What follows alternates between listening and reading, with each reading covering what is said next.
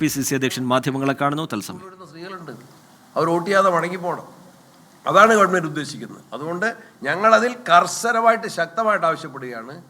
Polling സ്റ്റേഷനിലെ വോട്ടർമാരുടെ എണ്ണം കുറച്ചുകൊണ്ട് എല്ലാ വോട്ടർമാർക്കും വോട്ട് ചെയ്യാനുള്ള സാഹചര്യവും സൗകര്യവും ഒരുക്കണം.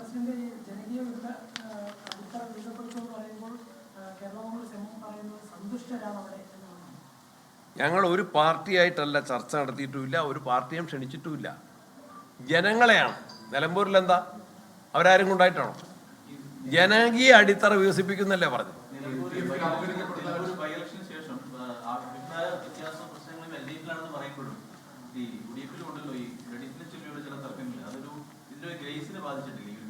ക്രെഡിറ്റിനെ കുറിച്ച് ഒരു തർക്കവുമില്ല. ഇന്നത്തെ യോഗം ഇത് ടീം വർക്കിന് കിട്ടിയ ഒരു അംഗീകാരമാണ്, പ്രവർത്തകർക്ക് കിട്ടിയ അംഗീകാരമാണ്. അതിനെയാണ് ഞങ്ങൾ നന്ദിയോടെ ഇന്നത്തെ യോഗത്തിൽ റെക്കോർഡ് ചെയ്തത്.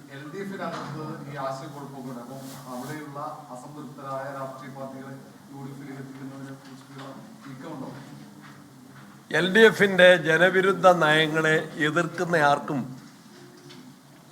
വ്യക്തവും ശക്തവുമായ നിലപാടെടുക്കാം. തക്ക സമയത്ത് ഉചിതമായ നിലപാടെടുക്കാം. വലിയ ഭൂരിപക്ഷമാണ് യഥാർത്ഥത്തിൽ നിലമ്പൂരിൽ കിട്ടിയത്, ചെറുതല്ല.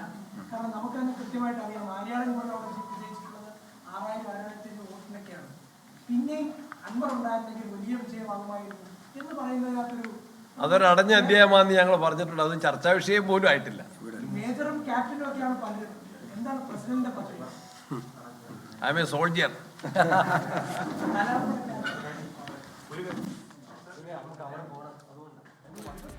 നിലമ്പൂരിലെ തെരഞ്ഞെടുപ്പ് വിജയവുമായി ബന്ധപ്പെട്ട് ക്രെഡിറ്റ് സംബന്ധിച്ച ഒരു തർക്കവും കോൺഗ്രസിലില്ല. അത് ടീം വർക്കിന്റെ വിജയമാണ് എന്നാണ് KPCC അധ്യക്ഷൻ വിശദീകരിക്കുന്നത്.